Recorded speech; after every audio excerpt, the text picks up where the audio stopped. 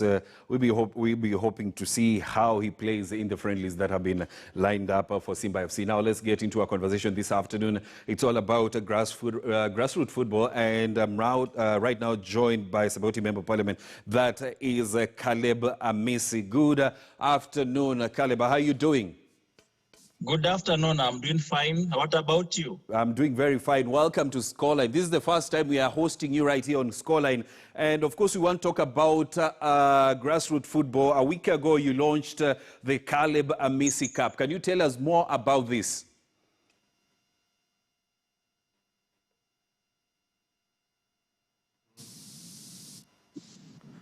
Hear me?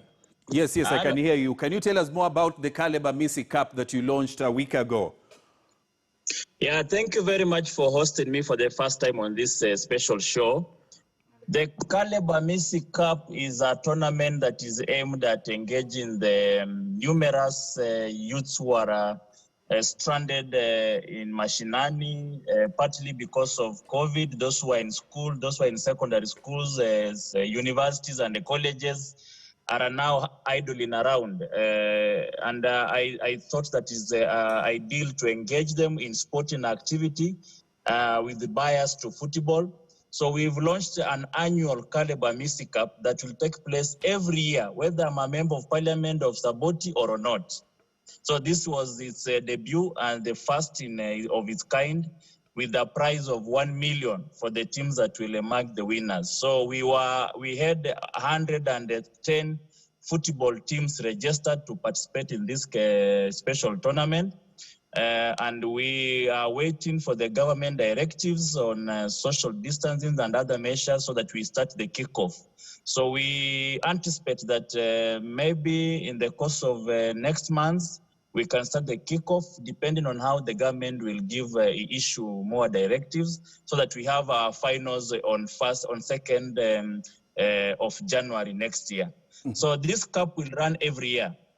And this year just is one of the first year, and we'll have one special thing about this cup is that we've had so many tournaments by maybe local leaders or other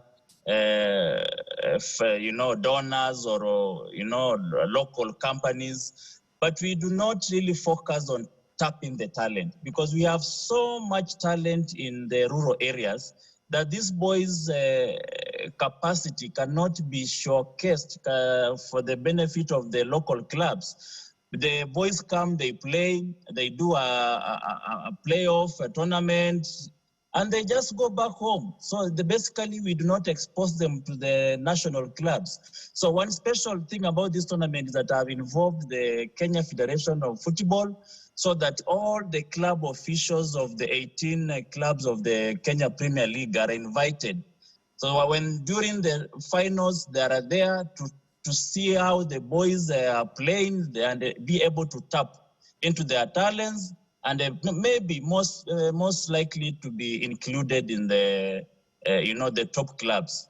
And that way, you'll be helping that boy to advance, and you'll be helping him to use his talent to change his life. Yes, Mheshimiwa, something that people would want to know, of course, you have set up this tournament at this point, but people are wondering, why now?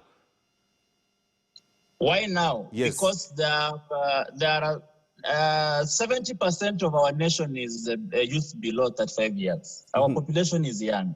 Due to COVID, this one has led to so many youth stranded at home. And when there are a population of young people doing nothing, idling, from those who are in secondary schools, those who are in universities, those who are in colleges, and partly the senior primary school, these are youths who are unlearned, they are idle, they have nothing to do, there are no jobs. They'll be involved in social delinquency, social mischiefs. Some will be drug addicts. Some will be, will join criminal gangs. So if you do not involve them in time-consuming activities like sports, football, being the predominant sport, then we are going to lose a good chunk of our population because of this long duration of COVID pandemic. So it is important that as leaders, we find and devise ways of engaging our young people, be it sport, be it other measures, to ensure that we are not going to use a good chunk of our population because of the long period of corona pandemic that has condemned them to be at home. And remember, sporting is one of the activities that keeps youths busy at home, and parents are happy. In fact, when I talked to so many parents while I was launching, there are parents who are celebrating more than the youth. That at least have been able to engage them. There have been a disturbance, some of them, to the parents, and it's good that we involve them and help them to advance their talents, to give them a platform to showcase their talents. We are talking about youth and employment. Why can't we also tap into the talents of the young people? Those who are in football, those who are in volleyball, those who are in athletics, and those who are in music and arts. We don't need to condemn our generation into only books. There are people who are just talented in other ways, and we can use them to kill this and high rate of unemployment. If people use their talent well, we do not need to condemn them into books. They'll go play, and the results is just as good as Wanyamas and Oliches. Yes. Something that people, somebody watching at home at this moment will want to know is that the government regulations at this time of the coronavirus pandemic is that there is no gathering at the moment, and people are wondering, you are launching a tournament at a time when gatherings are not allowed in the country, but you've said that you're waiting for the directive from the Ministry of Sports. But have you spoken to the Ministry of Sports, and if you have spoken to them, what feedback have they given you on probably the time frame that they expected to give a solution on the return to sports formula, and also if it will not be soon, what happens to your tournament? Yes, what you are doing, we were providing soccer balls. Remember, the soccer tournaments are taking place all over the country, whether you like it or not. People are playing. They may be playing 3 or 10 people in the field, or just, on the streets, but people are playing in Mashinani. Let's not bury our head in the sand and assume that people are just at home. No, youth are playing. Yes. Now, what I did is to provide them with soccer balls. Every team was provided with soccer balls so that they can practice in their own. And the tournament was launched as a ceremonial a signal, a ceremonial indicator that once the corona pandemic, the new directives has come, we kick off immediately. So we've been in conjunction with the Minister of Health. Yes. I've also coordinated well with the Federation of Kenyan Football. Yes. And we are in agreement that we wait for the new directive from the president. Yes. But the kickoff will start as soon as there are new directives. Right now, people are just practicing their own teams. People used to play even, they can even kick a bucket. Because they are looking for something next, resembling a soccer ball to kick around. Yes. So I had to provide them with soccer balls so that they, instead of kicking around buckets of water, they kick around the real ball as we wait for the tournament to start, as we wait for the new directives of the government as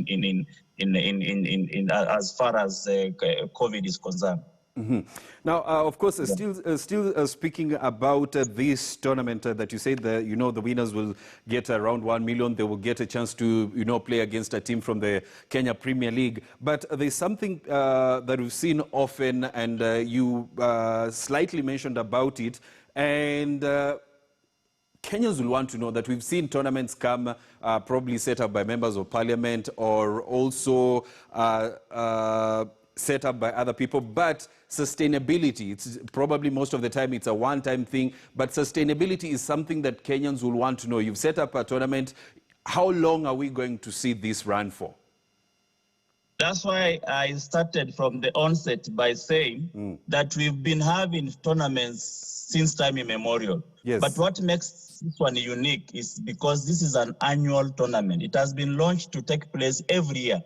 Whether I become a member of parliament, whether I'll be elected, whether I'll be a governor, whether I'll be vice president or a president for that matter, the tournament of Kaleba Misi will be played every year.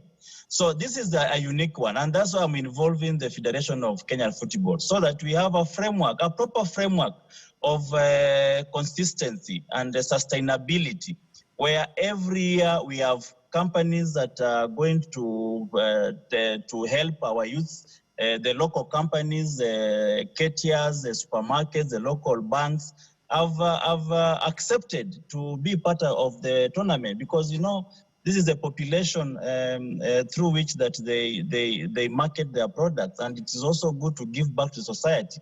So this is just a framework that will also enable other partners to come in, to enable the whole tournament be sustainable throughout, whether Caleb is there or not, because that has always been our hindrance, that we come and have a tournament for 1 month or 1 year, it disappears. The youth go back home, you've not helped them, they go back to their social delinquency. So this is a one of its kind that is trying to, change the whole game of tournaments, so that we have at least, and remember, look at the European football. Yes. European football, players are nurtured at a very young age. Mm-hmm. You will see people going to having, primary academies, where players as young as 15 years, 13 years are trained. That's how the Europe is doing well in football. But here, we want to train people when they're already, in their 30s and their 40s. Mm-hmm. That's when we start investing in football. Let's invest in football at the young age, the young talent. Let's have a framework. In fact, one of my proposals is that in every constituency, yes, we should have a football academy, mm-hmm, where everything is provided for all the talents. The talented youths are allowed to be there, to be trained, to play. And who knows, Kenya could be the next Europe in terms of football. Mm-hmm. Because we have talents. I can tell you, if you go to Mashinani and watch the kind of football that is played, even if they're kicking a basket, you'll be shocked. People have talent, but they just do not have a good framework, an academic kind of sort of arrangement, where all the youths who are talented are trained, and the clubs are allowed to come and tap and pick up from the best players from there. Mm-hmm. When you set up this tournament, did you expect... so that in every... Yes, we'll expect a lot of youth will see so much talents that have been uplifted, yes, and we'll see our Kenyan football change, mm-hmm, for the best. And finally, yes, before I let you go, as a member of parliament, do you feel like we appreciate sports as a country the way it's supposed to be? We don't. In fact, we don't invest in sports. Sports has made so many numerous countries to even advance economically. Mm-hmm. A good percentage of Europe economy is comprising of sports. There are some countries who have made their name worldwide because of sports. Mm-hmm. We do not know the impact and the importance of sport in the current changing global trends. We must, as a country, through the Ministry of Sports, local partners, local leaders, we must come up with a proper framework. Even if it means legislation, as members of parliament, you are ready.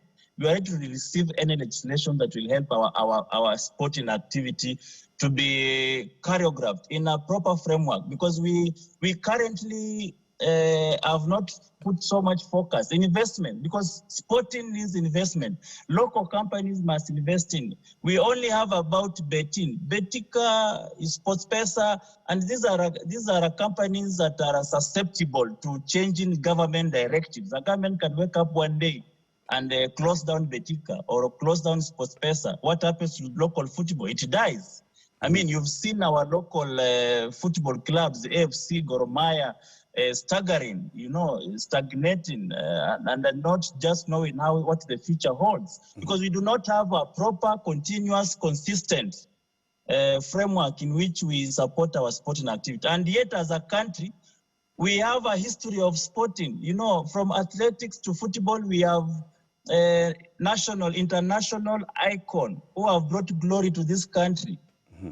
We have a talented nation. We need to invest in our talent and stop crying for our numerous youths who are idle. Well, thanks a lot. That is a supportive member of Parliament, Caleb Amisi, who set up the Caleb Amisi Cup that is expected to kick off on September 5th. That, of course, will be in line with the regulations that the Ministry of Sports is expected to set up. That is, if the ministry sets up the regulations, then the cup will kick off rather on the 5th of September, but they have to wait until the regulations are set up by the Ministry of Sports. So we take a short break. When we come back, of course, we'll be